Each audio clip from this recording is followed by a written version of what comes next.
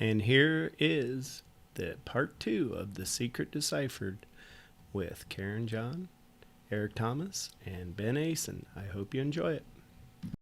Through photos this morning and Yeah. page 48. I know exactly where that was shot. Yeah. Yeah, but I noticed all the graffiti on the wall in the background. Where exactly did you take that photo? No, I put that in with a crayon. No, kidding. Yeah. Yes, a lot of that was the big graffiti. I mean, graffiti 70s and late. I mean, there was graffiti on everything. Because I'm wondering, did Byron take that into account when he buried? I mean, obviously, I don't know. The puzzles start at 12. 11 is the Holy Grail, the hardest one, Yeah. which is New York City. People think it's Brooklyn. I think it's Manhattan. Yeah. I'm sure Byron took into account what park he was going to use to bury this in 81 or 82. See, even though I've lived in Manhattan probably 70% of my life, okay, to me, I wished he had done it in Brooklyn, just because I still say, I'm very proud that we say I'm from Brooklyn, you know. Mm-hmm. I'm actually not as proud to say I'm from Manhattan. I don't know why. It's just Brooklyn was a very special place then, Eric. It really was. Yeah. You watch any nostalgic movie, you know, like Woody Allen and some of his movies and stuff, and yeah, you know, those characters really existed. Oh yeah, it's been in so many movies and books. Yeah, you know either historical or just short stories. Yeah, like Neil Simon did Brighton Beach Memoirs, and then he did the sequel, which I can't think of right now. But Brooklyn was just such an unbelievable place. I mean, I would ride my bike when I was 8 years old on an avenue called Ocean Parkway all the way out to Coney Island. You wouldn't let your kid ride a bike 2 feet anymore. That's how bad it is. But and I'm not talking about random crime. It's just a lot of crazy people out there. Yeah. And also a lot of crazy bike riders and drivers that just you almost feel like they want to knock you down. Mm-hmm. So it's absurd. I saw for this Halloween. I don't know if it's the federal law enforcement or his local. They were talking about there was some tip about tainted Halloween candy. Yeah. So they're saying check your candy, which of course I've always done every year. I remember when I was a kid, the guy there was a guy on the street at the beach in the Ocean Forest neighborhood. He stuck a needle in an apple. Oh, I've heard those stories. Yeah. And we knew who he was because no one wanted apples. So when my dad found it, I said, I know where he lives. And the guy didn't know my dad was a police officer. But he stuck the pin in there with the little head. And my dad says, what is this? And I said, oh, I know who gave us the apples. He's giving bananas and oranges. And we were like, what the hell's this? We don't want no apples. They're not even candy apples. Yeah. Right. But the guy claims I didn't know. And it's like, yeah, you always have to check, but that's the big reason. Or another thing I saw last night was the cars are all meeting in a parking lot and the kids are walking car to car trick-or-treating. Oh boy. A trunk or treat. Yeah. It's like yeah. The weirdos are out there, unfortunately, and parents are overprotective, but I think it's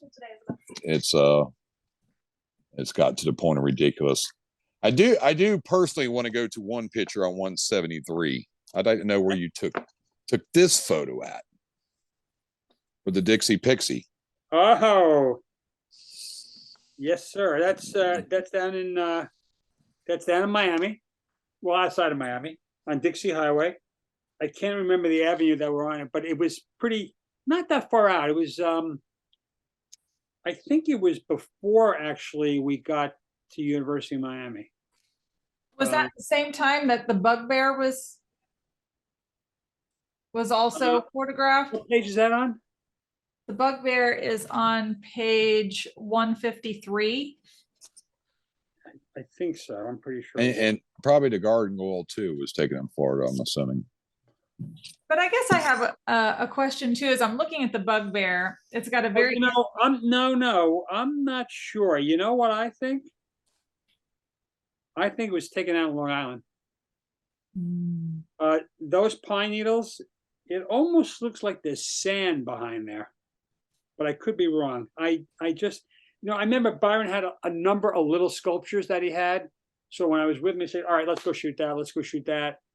But as far as, Did you ever ask him, were you like looking at this bugbear, you're like, what is this supposed to be? Is this like a half mosquito, half like dragon? Like, what is this? Yeah, I would ask him, but I don't remember, specifics.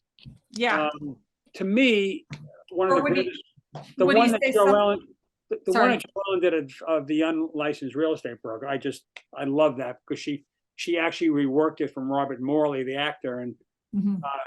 I love the Boogeyman. I think the Boogeyman is great. I mean, Who do you think he's modeled after? the Boogeyman. Mhm. Well, there are a couple of saxophone players that we would listen to. I didn't listen to a lot of jazz then. I listened to more jazz. I didn't start listening to jazz seriously until about 25 years ago. Okay. So but I kind of remember like. Do you say like Count Basie or Count Basie? Yeah, Count Basie. Basie. No, Yeah, most of them guys were based out of Chicago. Yeah, a lot of them. Chicago was huge with the the trumpeters and the saxophone players of that that jazz era were like exploded. So so was New Orleans. But they were traveling everywhere. Yeah, but Louis Armstrong went in Savannah. I read two of his biographies. The first place he really went to really play jazz was not New Orleans. It was Chicago. Mm-hmm. In fact, the Louis Armstrong museum had just opened in New York, and it is fabulous. It's his old house. I can't wait to go. Yeah, from my research, I found out most of them guys, they were from different locations and they played all over the place, but basically that was the center of them was Chicago. Chicago was huge really. Yeah.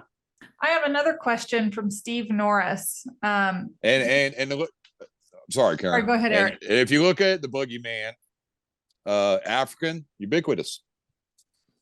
Huh. So. Well, I think there's all over the place. Speaking of African, this is going to tie into Steve's question.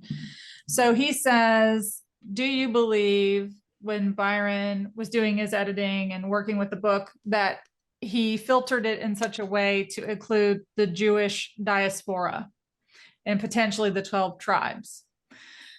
So when I look at Joellen's notes, and if you go to basically her cask descriptions, like Byron gave her for each cask, under Africa, it says, image is of jungle butterflies, bodies black, slender, and beautiful. Here's our chance to make up for centuries of oppression. That was what he wrote to Joellen. So when I read that, and maybe other people as well, including Steve, you kind of get the sense that he's also speaking about all the people of Africa. That includes not only Western Africa, where there was slave trade, but also Northern Africa. Right. Where Jewish people were, expelled. Yeah. So it sounds to me like didn't want to wanted everybody in the book and not to leave anybody out.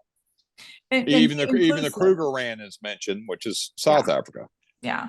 Right. Which Kruger it's an interesting story with Kruger anyways, because he was, essentially the leader, the president, who was of Dutch origin and was fighting to continue the slave trade against the English when he was then exiled as they were fighting, and the English came in and said, no, we're not doing the slave trade anymore.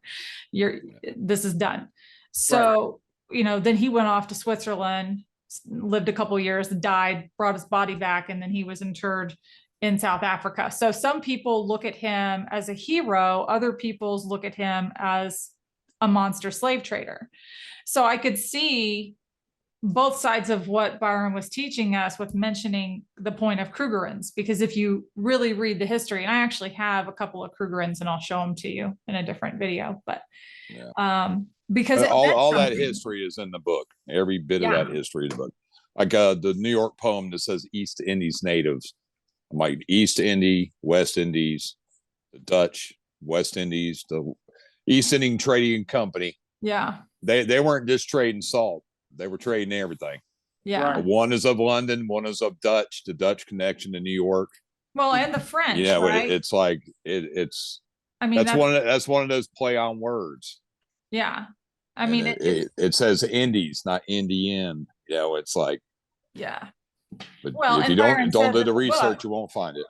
Byron says, these people weren't, they weren't foolish enough to call them Indians, because even Byron knew in 1981, 82, it was kind of derogatory to call them that because they were indigenous people. If you speak to anyone, even in like the Cayuga Nation, he will say, do not call me a tribe.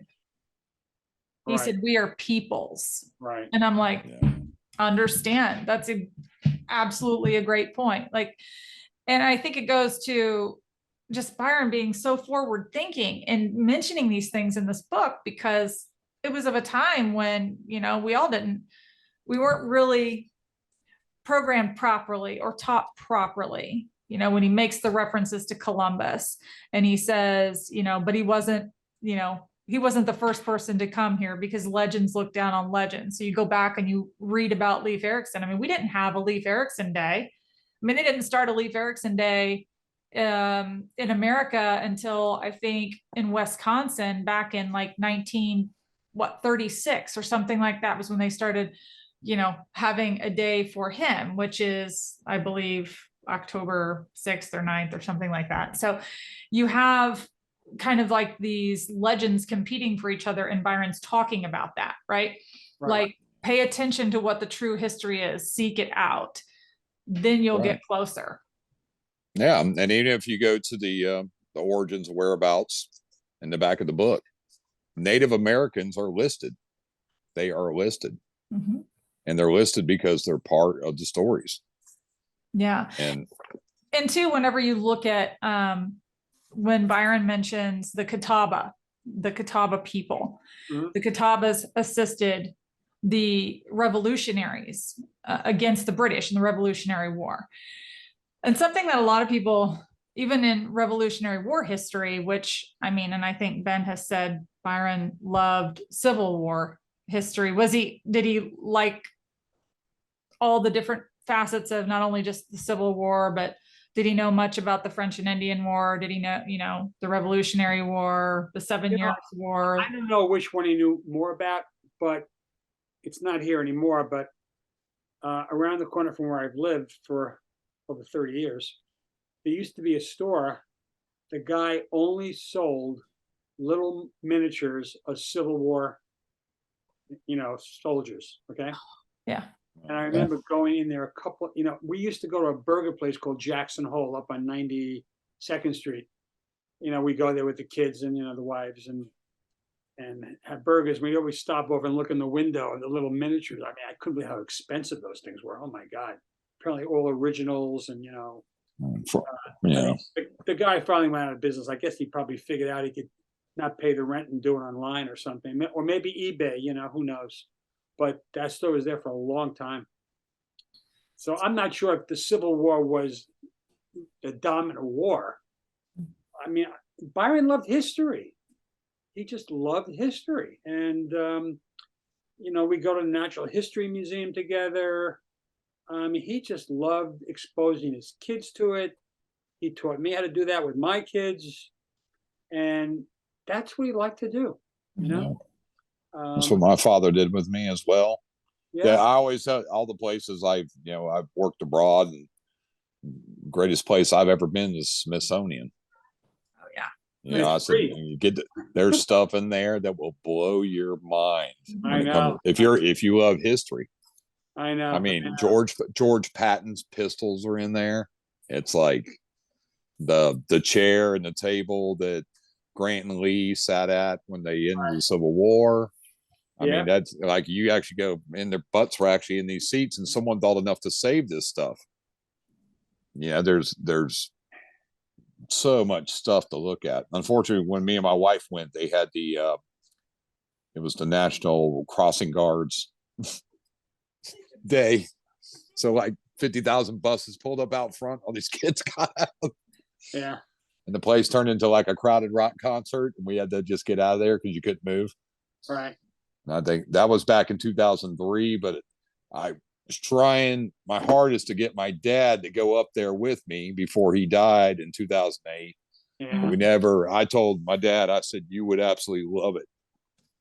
7 museums, I think. And always expanding. It's getting bigger by the day. Yeah. Air and Space Museum. There's a museum in there about, I'm sure Byron was probably there multiple times, but you got one for music, one for movies, one that's war related. So I mean, you said that Byron, loved these museums and things. How often would he go on trains and go to DC or go to? Well, in those days, we usually, if it was like the Natural History Museum, we would just walk through Central Park. I mean, there were times, like, I remember going to the Brooklyn Museum with him once, and we took his car, or my car, I can't remember. Because, in those days, parking was a lot easier. Now it's just, I mean, the city is trying to get rid of all the cars, and I understand why, in a way. Yeah. I don't own a car. I don't own a car anymore, so I don't care. I rent cars, but so I took the train with him a couple of times, the subway. But he would drive to work. He had a parking lot right across the street, and he worked late. His hours were crazy. He was always working. A million ideas inside his brain. That was Byron. He was like you told me on the phone, he was a daydreamer. He's a daydreamer, just like me. Yeah, I'm somewhat of a daydreamer too, actually. So I got another question from Dale Shoemaker, who says, was Byron a Hendrix or a Creedence Clearwater Revival fan?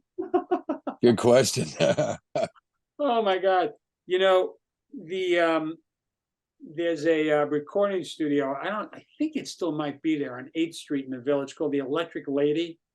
It's where like Hendrix recorded, Richie Havens recorded there and stuff. I don't know. Could I tell you something? I never heard him listen to a Hendrix CD or 8-track. He might have. He just never played in front of me. And I never heard him, play what was the other person you said? Yeah, Jimi Hendrix or CCR or anything like that. Did his musical taste kind of just stay where they always were? I mean, no, he liked folk and he liked rock and he liked some jazz too. So no, he was pretty diverse in his love. Was he a member of the Philharmonic? Do you know? I don't know. I know he did not conduct for them. Do you know who did? In those days, some guy named Lenny or something. I can't think of his last name. Yeah, Lenny something. Huh? Kind of a crazy. Friedman or Bernstein, maybe. Leonard Bernstein. Yeah. Bernstein. Yeah. Bernstein. Right. So Deborah Haig wants to know: did you ever take photos outside of the U.S.? Were you provided photos or anything outside of the U.S. to assist you in creating a photo? No, I've been out of the U.S. a lot. I've taken a lot of photographs outside the U.S., but nothing from The Secret, and nothing from any book. Actually, I don't think. No book. So when the book was released, and you were listed as an author as well in the Japanese version, if you can kind of like think back when the book was published and let out into the world, November 2nd, 1982. Which is coming up in just a few days, 40 years. Do you recall Byron going on kind of press junkets and kind of maybe where he had mentioned he was traveling, or if he was, went to Canada or? I don't. I really don't. The only time I knew there were two book fairs. There's one in Frankfurt, which is a Yep. huge book fair. He would go there, and sometimes I think Sandy went there a number of times too. But he went there all the time. And then the other one is the ABA convention, AB American Booksellers Association, which is where I photographed actually Christy Brinkley and one of the Kardashians. Anyway, so he went to that book fair all the time. In fact, he didn't come to my wedding because he had to go to a book convention. I think he actually met someone there who he ended up marrying. Yeah, I think. I ended up in the convention. I had been in a bar, a restaurant. Though Byron didn't drink really. He was not much of a drinker. Yeah, Byron was actually anti-drug, right? Anti-drinking. I have his well, anti-drug for sure. That's like the comic scene that he did here for the. Oh, that's it. That's part of Jim's. Yeah. Jim Steranko. Yep. You get that on eBay? Nice. Yeah. Beautiful. It's really fascinating when you read it, and it's actually kind of like the old school newspaper. Newspaper. Yeah. Which I probably need to unfold it, and I think I'm going to put it in a case. But what year was that from? So this was 50 cents. It was the May to June 1973 issue. Right, that's when he was in college. Yeah, sure. So, right. But this that was about the time all the drugs started up too. Yeah, and about the time that when they did that, they incorporated it in all the schools all along the Eastern Seaboard. So these kids were getting these pamphlets about learning how to not only read better, but also not get into drugs and gangs and things like that. And it was promoted all the way down to Atlanta. So there's, this was actually in like booklet form for the schools. Okay. For kids. So interesting that. I remember my father telling me a story. He's, when he retired from the police department in '96, but he talked about a lot of people think like the drug stuff started in like the '80s. And he said it actually started back in the '70s. Oh yeah. He said, yeah, and he said when he first became a cop, I believe in '65, he said all we had was a stick. But in the '70s, that's where weapons upgraded started. The body armor came out when most of the police officers were killed. And he said that's when the street drugs really exploded. Right. And the gangs and everything else that came along with it. So right. And what town is that in? What town? Jacksonville Beach, Florida. But my dad was first a police officer in Macon, Georgia. Oh, no kidding. And yeah, he had my grandparents had split, and he came here to stay with my grandfather, graduated high school. But my dad fell in love with the place, so right. went back to Macon. Oh yeah, it's a whole nother side of the universe besides Macon, Georgia. But yeah, he loved the beach, and he wanted to come back here, and he knew people, and he said, "Hey, I'm a cop in Macon. If a job ever opens up there, let me know."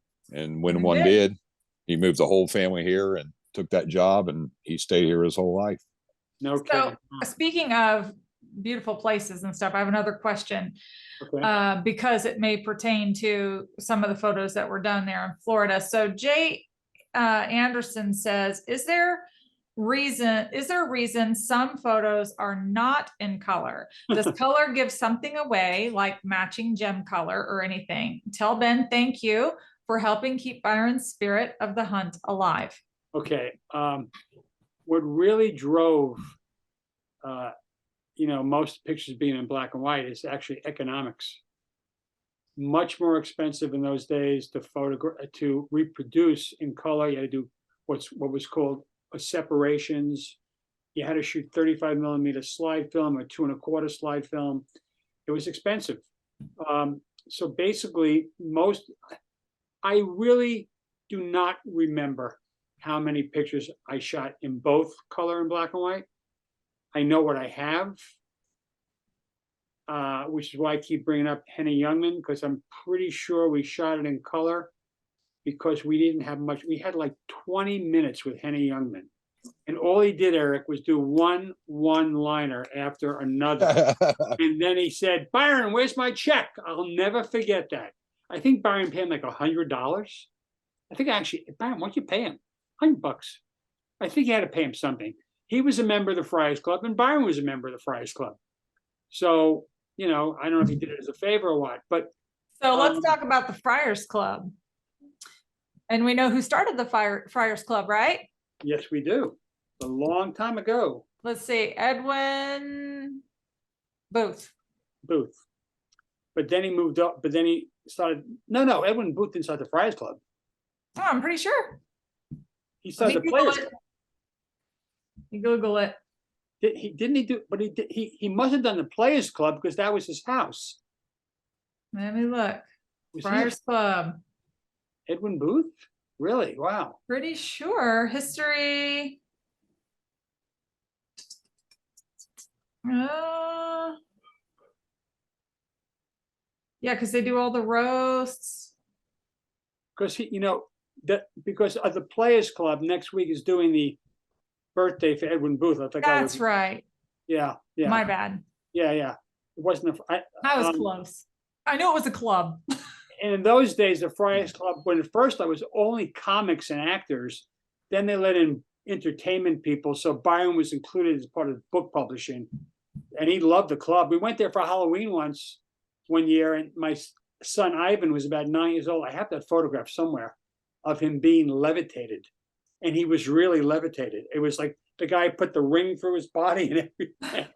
It was wild. It was wild. So anyway, I already forgot what the question was. What was the question again? Oh, yeah. Okay. No, it was all about money. It was so expensive. So I was very disappointed. And I was also disappointed because the paper stock they used was so cheap that you don't see a lot of detail in the black and whites. In fact, when I did that podcast and they asked me to reproduce photographs, people were like blown away. Like, we didn't even see that in the photograph because the ink would absorb the paper and the different tones would smudge into each other. So sometimes you wouldn't even see a lapel in someone's jacket. So it was really poorly done. Now the color on the back of the book is good, but they only used 4 photographs. In fact, last week someone mentioned me because I mentioned that the boogeyman should have been in the back of the book, and this person said the boogeyman is in the back of the book, and I'm saying not on the original. It's not. Karen, you have a copy of that, or? I have a copy of the original. This is what's on the back. That's the original. Yes, this is the original. Okay. Mm-hmm.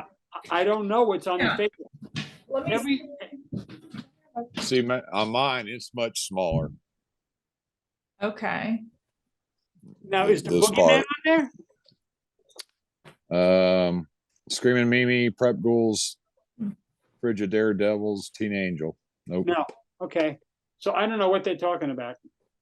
So yeah, this is that's the one. Yeah. They might have been confused. I saw one on eBay last week. I didn't say my friend saw it. I went on. I got $1,699. I remember posted the other day that one sold, damaged one sold on eBay for $440, I think. $440. Wow. I already rated all the old bookstores here in Jacksonville. They got the new one, don't have the old ones. Speaking of the books, we have the Japanese version here too. And it's got some interesting illustrations in it. There's actually an illustration here I wanted to ask Ben about that. Do you have your Japanese copy with you? Yeah, I do. That's always a good question to figure out. Why did Byron make a Japanese version? Because the Japanese wanted to buy it. Oh, they did? Why Well, else would he do it? I think that's twofold too, because Byron was into comics and he was doing some things with the Black Sad and the I have a copy of it over here. And boy, the photos in this book are even worse than the original Secret book. So I'm curious how many baseball references are in the Japanese book. so like when he was doing some of these comics, they were also branching out into manga and anime. And so that's probably why what Ben's saying makes sense.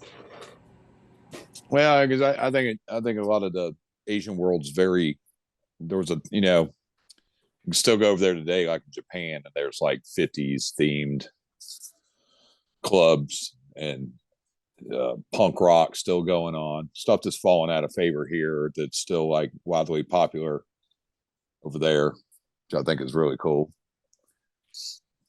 Yeah, so there is a photo, I've got to find it, I should have marked it earlier, of like basically it looks like two teenage, like teeny bopper. There's a picture in here of, let me find it. Oh, this one. Here we go. Lost it. Hold on. It was right before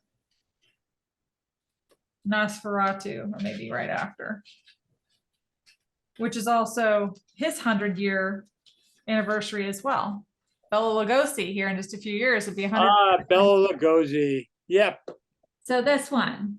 But that's not in the original book. Now, who are these actors? This is okay. Marilyn. That's James Dean. Yeah, Marilyn Monroe. That's Sammy Davis Jr.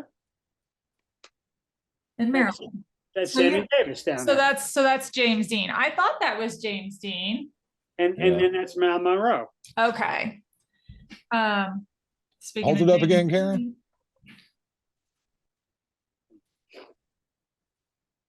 Yeah. Who's below Sammy? What is the fairy? Yeah. Yeah. So interesting, the little fairy creatures that are in that American pop culture. Yeah.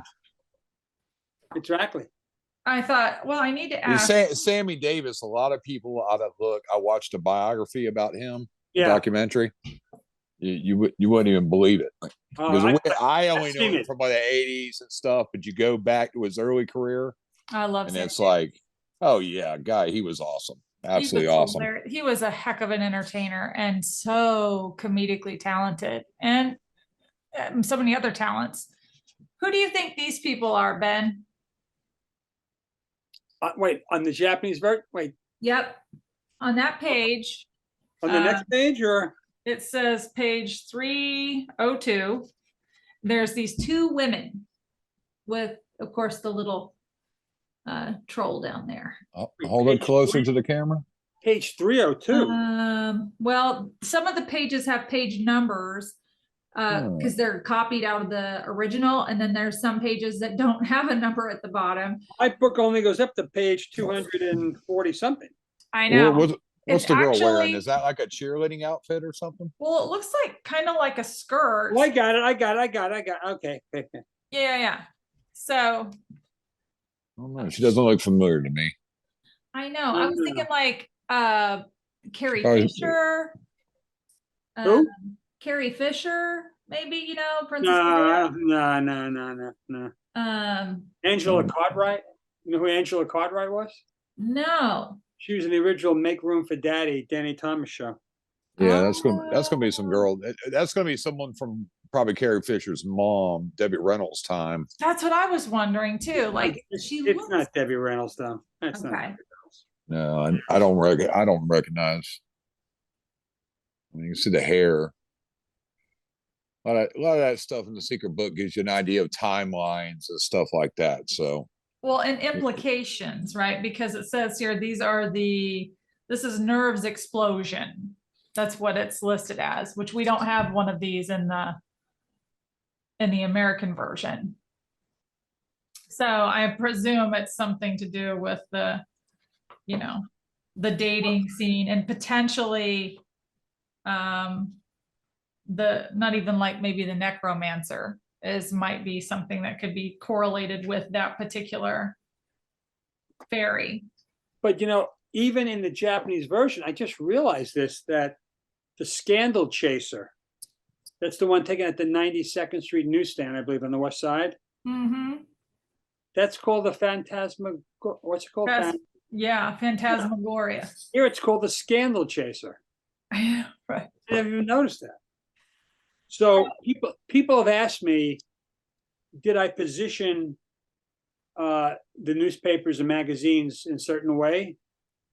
I moved them around. I remember Byron did tell me, I want the most popular people that are in the Inquirer, People Magazine, Us Magazine.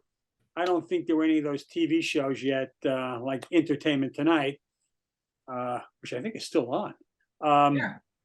Oh yeah. Still is. So, you know, because people were into gossip, you know, so I moved stuff around. There was Cheryl Tiegs, and I had to get Cheryl Tiegs in there. And of course, Tom Selleck was as hot as can be in those days. Yeah, there it is. Right. There. So, and I remember the newspaper guy just looking at us like, what the hell are you doing? Look at Tom Selleck 40 years later doing Blue Bloods. All right. He's still going. He's still going straight. Not as thin as he used to be, but no, I haven't even know. Got to meet Tom Selleck a long time ago. Real nice guy. Him and his mother. Oh yeah, you know, great.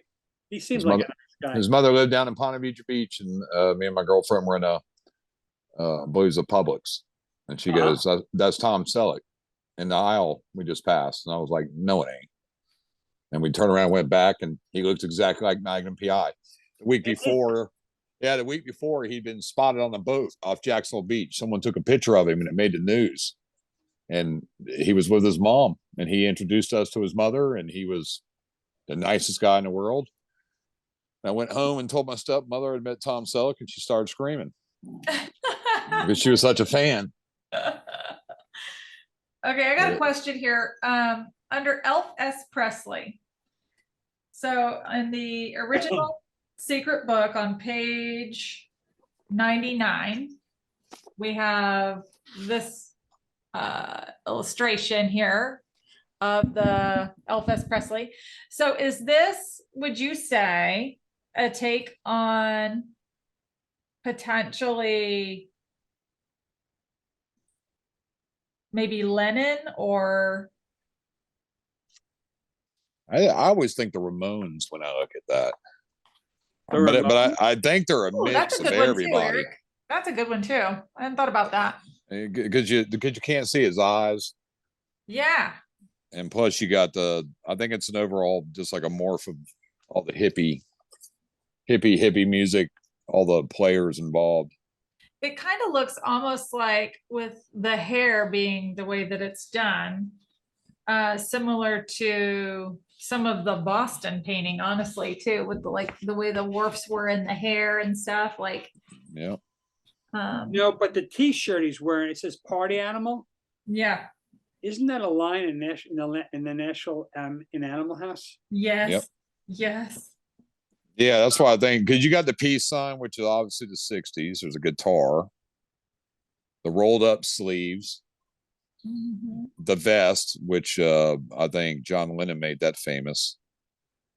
What do they call it? The jean vest that he had at one time with all the patches. I know he did an interview with Yoko in, I think, San Francisco that time. He was wearing it. I think there's just a lot of people morphed in here. The earring. I don't know what that is on the far right of his hair. Is that beads? Yeah, it looks like beads. I'm trying to read it all. Kind of like, I don't say martini olives or something too, but in a weird way. The button says "Rock Lives" and the other one says, I can't even read that. So Ben, how much do you think? Wait 1 second now. Page 90. So the illustration in 99. Look at the illustration on the title, on the inside title page, with the guy sitting on the stone there. It's a very similar hair. Yeah, isn't it? This page here, Karen, you know, the title page? Inside? Yes. It's like page 3 or 4 maybe, or Yep. Same Second- kind of, yeah. same kind of, same getup again, you know? yeah. I've always looked at that character and tried to figure out who this is supposed to represent. I Because can't, it looks like, you know who it looks like with that hat? It looks like from the Mamas and Papas. Oh. oh, okay, yeah. It does. Crosby, Stills, what? Crosby? Wait, who was in Mamas no. and Papas with that? No. Oh God, You know what I'm thinking about. do a lot of editing here. Right. Mama Cass, Michelle. John Phillips. Don Phillips. John Phillips.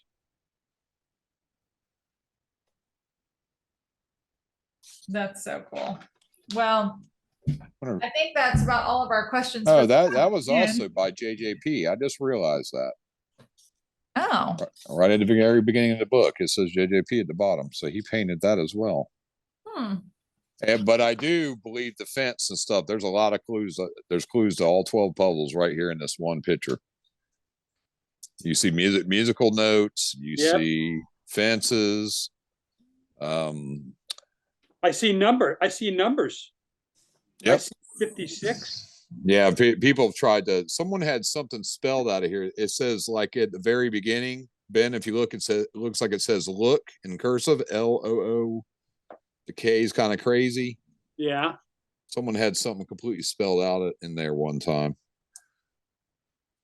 But the only thing I really make out is the word "look," LOOK. So it's telling you just to look at everything you're looking at right here. Okay, that's great. so But I recognize some of that imagery. on this particular page, going to 69 really quickly before we end our call, but the people that are in this page, would you say the tallest person over here is like maybe Martin Luther King? A little too much hair, I think, actually, from Martin Luther. Well, no. Yeah, that could be Martin Luther King. It could be. Under the Freudian sylphs. Yeah. This whole story is about saying something you shouldn't say. This is a good, positive story listed right here for today. Is watch what you say, because some things that come out of your mouth hurt other people.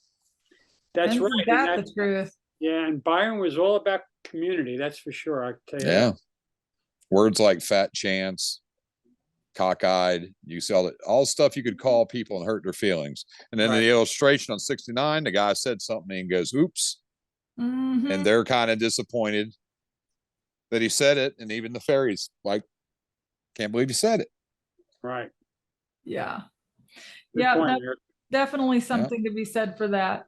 This is a story that I went through a long time. What I found is it doesn't connect any puzzles. It's just telling you to be a good person. Well, I can appreciate that. I do think it does actually link to a couple things the way I've kind of looked at it, especially coming from a Viennese neurotic, which we know of a Viennese neurotic, right? Oh yeah. Yeah. It may attach. It might. I take that back. It let's might just attach say- to a. Let's just say person, the worst Viennese neurotic of all, which was Adolf Hitler. Right. That's So right. there are these. Actually, his parents who had him. Correct. But so I think there are these interesting stories woven in here, especially when you look at Lindbergh, who was favored, and Henry Ford, favored by Adolf Hitler, received the Distinguished German Cross Right. from Adolf Hitler. And of course, them opening their mouths and trying to say, oh, let's not get involved in, the wars over there and whatever else. So, I mean, that's a huge gaffe when you're trying to say something like that when people are being exterminated. And so I think when Byron is, talking about some of these things, he's hopeful that we fall into these trails of study and figure out why he put those things there and the way that they're there, and learn from it, right? Because then the more you learn, then puts you closer to a key. Yeah. So, Yeah, and you can see a lot. It mentions socializing, or a U.S. What does it say? U.S. diplomat that the Arabs and Jews should settle their differences in a Christian manner. You know, just stuff someone would say that offends someone else. Yeah, Because you don't tell Arab people, you know, and Jewish people to settle things in a Christian way. yeah. They settle it in their own way. And how dare you tell them that? That's right. That's right. Because it's really, it was a gaffe. And I actually have the name of that senator that said that. And I wrote it down. It's in my other book. At the time, and I think it was from it was either in the 50s or the 60s. Mm-hmm. But it's those kinds of things that I think Byron was really trying to teach, an understanding of just respecting other people, even if you know, and their religious beliefs, even if you're not, you know, in that religion, right? But that we can all respect each other and get along and live and cohabitate and be kind and share the world. Sure. And so this was a huge lesson for me when I picked up the book and started reading about that, and particularly with Freud, because if we look back at Freud, and we know that he was allowed to leave Germany, right? Right. And they burned a lot of his papers, a lot of his works. They allowed him to leave, and some of his family were then exterminated by Nazis. I mean, there's all this meaning here that it's almost kind of like the Freudian slip, you know, or sylph. Can you figure it out? Right. Sure. Right. Yeah. So anyways, I know you guys are on a strict timeline, and I know, Ben, you have to get going, but let's do this again. You want to? It was great. I great talking here with Eric. I got to tell you. Oh yeah. I love it. This was so much fun. There's stuff that keeps popping in my head, but I don't want to bring it up because I don't even know how long we've been on here. We've been on a little over an hour. So, and I know. Oh, okay. I knew it was over an hour, but I was like, it doesn't feel like it. But I want to ask you really quickly, Ben, tell me about your secret sale. Oh, all right. Well, actually, so on November 3rd, I'm having a Black Friday sale for 3 weeks, almost 3 weeks. It's going to be 35% everything. Now, I know all the secreters see a banner that comes across that the secret is never part of any sale. Well, I've decided this year the secret photos will be part of that 35% off sale on all the sizes, and they'll be still signed by me, shipped by the I guess the U.S. Post Office. And because actually I found out that the post office has actually been better than some of the other companies. I don't want to get into the whole name thing. Yeah. No, that's fine. They actually have been more reliable than the other companies have been lately. I've had some really bad dealings with the other companies.